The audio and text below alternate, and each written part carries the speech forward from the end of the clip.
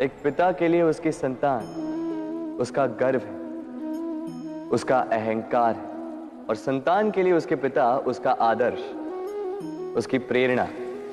बिना कहे पिता संतान की हर इच्छा समझ जाता है और उसे पूरी करने की चेष्टा करता है। दूसरी ओर संतान सदैव प्रयास करता है कि अपने माता पिता को गर्वित करता रहे, किंतु ये बंधन एक स्थान पे आके टूट जाता है। तब जब संतान स्वयं की इच्छा से अपना जीवन साथी चुनना चाहे।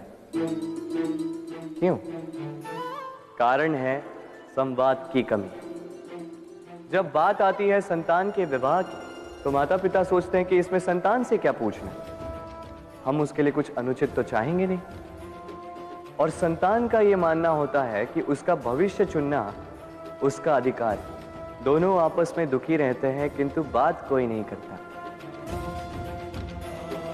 होना यह चाहिए कि माता पिता को उसी स्नेह के साथ संतान की इच्छा समझ लेनी चाहिए, और संतान को उसी विश्वास के साथ माता पिता को विश्वास में ले लेना चाहिए। एक बार संवाद करके देखिए, वर्तमान और भविष्य दोनों ठीक हो जाएंगे और मन प्रसन्न होकर बोले, राधे राधे।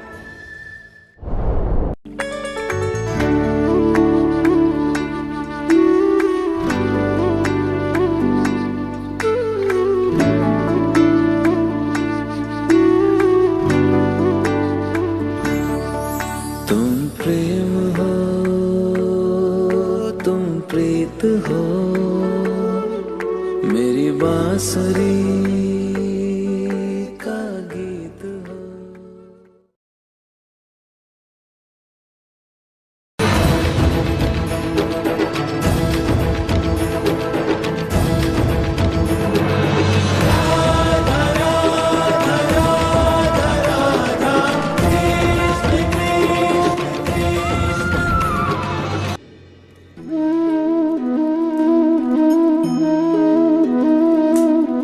शीत ऋतु की संध्या में इन जलती हुई लकड़ियों पर हाथ तापना किसे नहीं भाता। कितने पहर बीत जाते हैं इन लकड़ियों को चिटकाते घुमाते, पता ही नहीं चलता।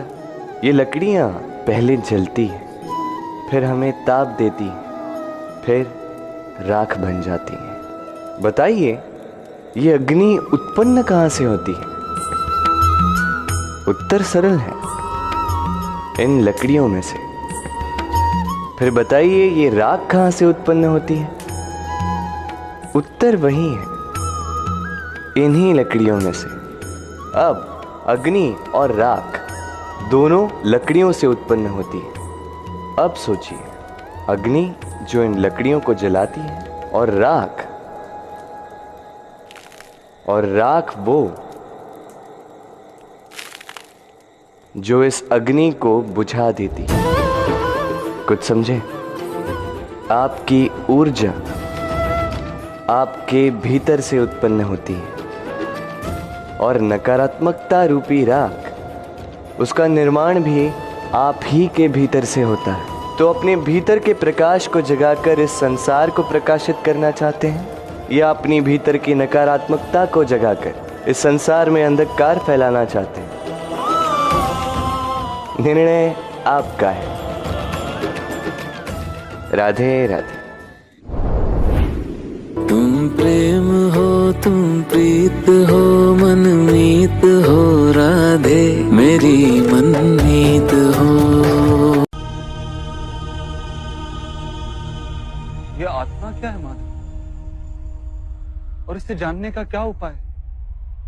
मनुष्य जैसे रथ का उपयोग करता है, वैसे ही आत्मा शरीर नाम के इस यंत्र का उपयोग करती है।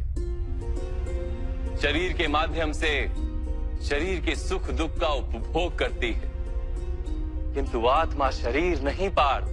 शरीर का नाश किया जा सकता है, किंतु आत्मा का नाश नहीं किया जा सकता। नैनं छिन्दन्ति शस्त्राणि, नैनं दहति पावका, न चैनं क्लेदयन्त्यापो, न शोष्यति मारुतः। आत्मा ना शस्त्रों से छेदी जा सकती है, और ना ही अग्नि से जलाई जा सकती। न जल उसे निर्बल कर सकता है और ना ही पवन उसे सुखा सकती। आत्मा शरीर में रहते हुए भी अमर। न हन्यते हन्यमाने शरीरे। पार्थ, शरीर की हत्या की जा सकती है किंतु आत्मा की हत्या नहीं की जा सकती। आत्मा तो सर्वव्यापी है, अचल, स्थिर है, सनातन है। पुराना वस्त्र त्याग कर जैसे मनुष्य नया वस्त्र धारण करता है, वैसे ही आत्मा पुराना शरीर छोड़कर बार बार नया शरीर धारण करती है। परंतु माधव, मैं तो जगत का अनुभव अपने शरीर के माध्यम से ही करता हूं। स्वयं को देह न जानकर मैं आत्मा कैसे जान सकता हूं? स्वयं को आत्मा के रूप में जानना असंभव भी नहीं पार्थ। अंध भी जीते हैं, गूंगे भी जीते हैं, जिनके पास हाथ पैर नहीं होते वो भी जीते हैं।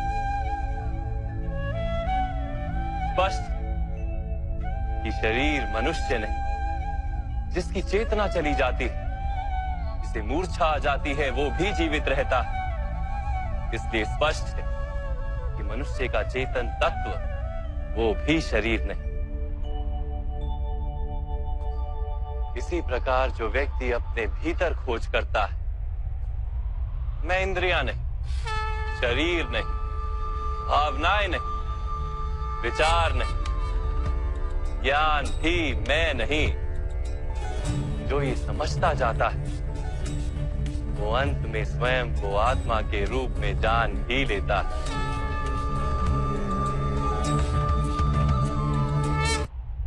ये आत्मा का क्या कार्य है माधव?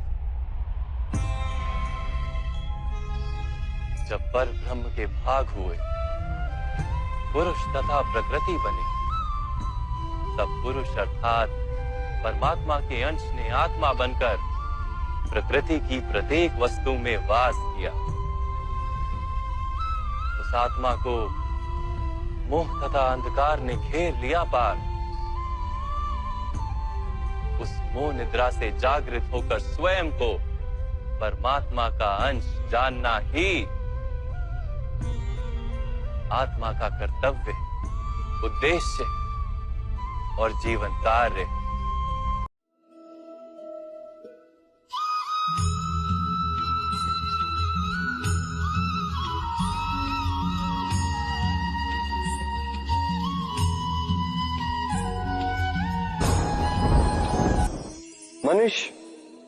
मनुष्य जब जन्म लेता है, जीवा उसके साथ जन्म लेती है। कुछ वर्षों पश्चात दांत आ जाते हैं। वृद्ध अवस्था में ये दांत साथ छोड़कर चले जाते हैं, किंतु जीवा फिर भी साथ देती। कारण, दांत कठोर होते हैं, वहीं जीवा कोमल होती है। इसी प्रकार यदि आप लंबे समय तक अपने अस्तित्व को बना के रखना चाहते हैं, तो जीवा की भांति कोमल और लचीले बन जाए, ताकि जैसी भी परिस्थिति आपके समक्ष आए, चाहे उतार आए चाहे चढ़ाव, चाहे दुख आए चाहे सुख, चाहे हानि हो चाहे लाभ, आपका अस्तित्व कभी ना टूटे। कठोर होने पर आपके टूटने बिखरने की संभावनाएं अधिक हो जाती। जो भी समस्या हो, दुख हो चाहे सुख हो, कोमलता से साहस के साथ उसका सामना कीजिए। राधे राधे।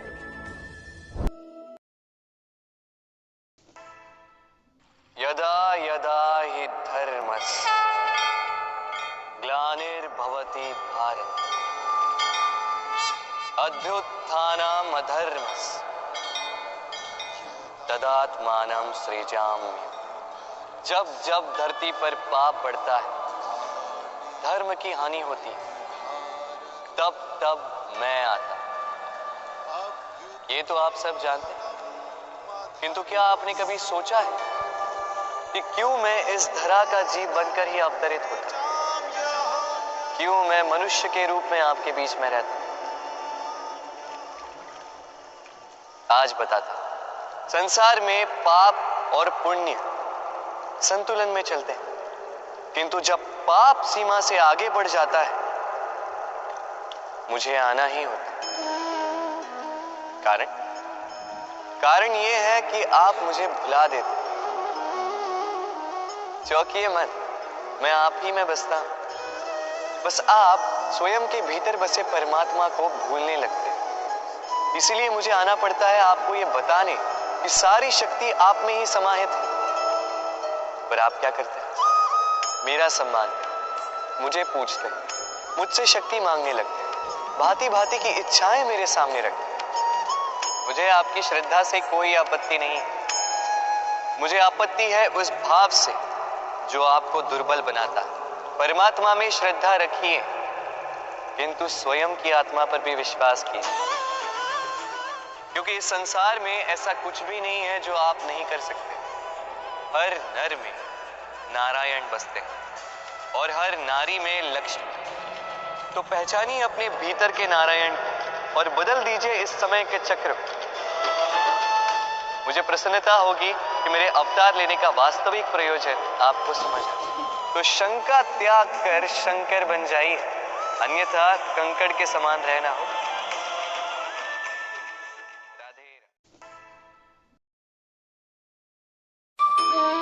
इस संसार में सबसे बड़ा पाप क्या है? कोई कहेगा असत्य, कोई कहेगा छल, तो कोई कहेगा लालच। नहीं, संसार में सबसे बड़ा पाप है नारी का असम्मान, नारी का मान भंग करना। क्योंकि ये अपराध केवल नारी के शरीर को ही नहीं, उसके मन और उसके आत्मा पर भी प्रहार करती है। फिर प्रश्न ये उठते हैं कि जिसने भी ये अपराध किया है उसे दंड क्या दिया जाए? फिर कोई कहता है शारीरिक पीड़ा, कोई कहता है मृत्यु दंड। किंतु इस अपराध का दंड निश्चित करने से पूर्व क्या ये जानना महत्वपूर्ण नहीं है कि अपराधी है कौन? अब आप कहेंगे कि सरल सी बात है, वही पुरुष जिसने स्त्री का मान भंग किया। किंतु क्या ये पूर्णतः सत्य है? क्या स्वयं के अपमान के लिए, स्वयं के सम्मान को खोने के लिए कभी कभी नारी स्वयं उत्तरदायी नहीं हो सकती? सोच के देखिए, सम्मान खोने से बचने के लिए पहले सम्मान की सीमा पर दृष्टि रखना आवश्यक है। रावण सीता का हरण इसलिए कर पाया क्योंकि सीता ने भोलेपन के कारण रावण का उस सीमा को लांघना सरल कर दी। किंतु अशोक वाटिका में उसी सीता को रावण स्पर्श तक नहीं कर पाया, क्योंकि उसने रावण और उसके मध्य में तिनके की एक छोटी सी दीवार बना दी थी। जीवन में ना कहना सीखें। यदि कोई आपके सम्मान की सीमा को पार करने का प्रयास करे तो उसे वही रोकना सीखें। आपके ऊपर उठे पहले हाथ को, पहले कटाक्ष को वही रोक देना सीखें। फिर किसी पुरुष में साहस नहीं कि वो पुनः आपका अपमान करने का प्रयास भी कर सके, क्योंकि नारी जननी आराध्य है। तो स्वयं को निर्बल मानकर आप अपराधी ना बने। राधे राधे। दीपक, इस दीपक को प्रज्वलित करने में किसकी आवश्यकता होती है? बाती, घी, चिंगारी, बस नहीं। वास्तविक सत्य तो यह है कि इसको प्रज्वलित करने में वायु का भी योगदान होता है। वायु जो न केवल हमें प्राण देती है, इस अग्नि को भी प्रज्वलित करने में सहायता करती है। अब देखिए,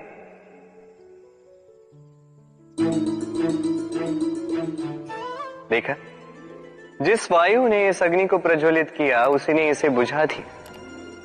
बस उस वायु की गति तनिक अधिक थी, है ना?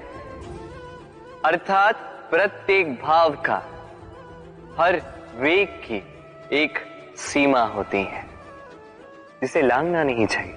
उस सीमा को सदैव स्मरण रखना चाहिए। अब कभी कभी जिनसे हम प्रेम करते हैं उनकी सहायता करते करते हम उन्हें दुर्बल बना देते हैं।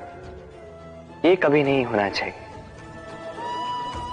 जिनसे आप प्रेम करते हैं उनकी इतनी ही सहायता कीजिए कि वो उनके लिए प्रेरणा बन सके, अन्यथा ये सहायता नहीं होगी, ये उनके लिए शस्त्र बन जाएगा। राधे राधे।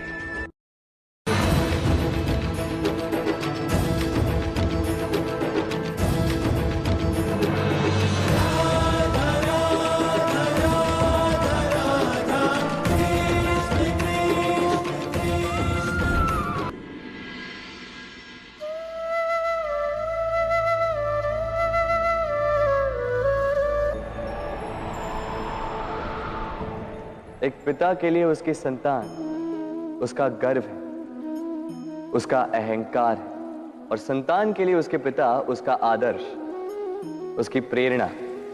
बिना कहे पिता संतान की हर इच्छा समझ जाता है और उसे पूरी करने की चेष्टा करता है। दूसरी ओर संतान सदैव प्रयास करता है कि अपने माता पिता को गर्वित करता रहे, किंतु ये बंधन एक स्थान पे आके टूट जाता है।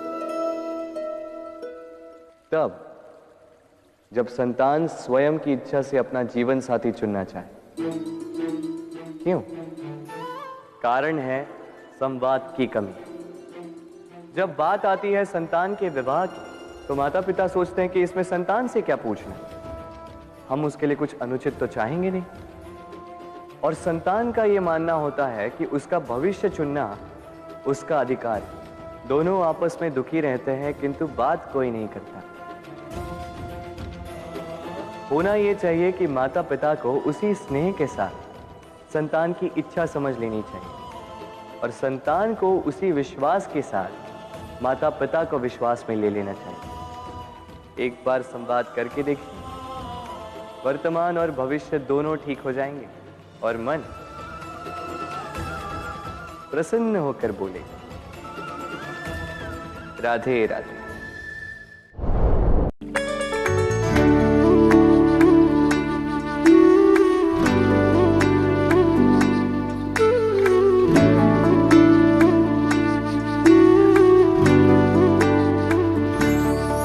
तुम प्रेम हो, तुम प्रीत हो, मेरी बांसुरी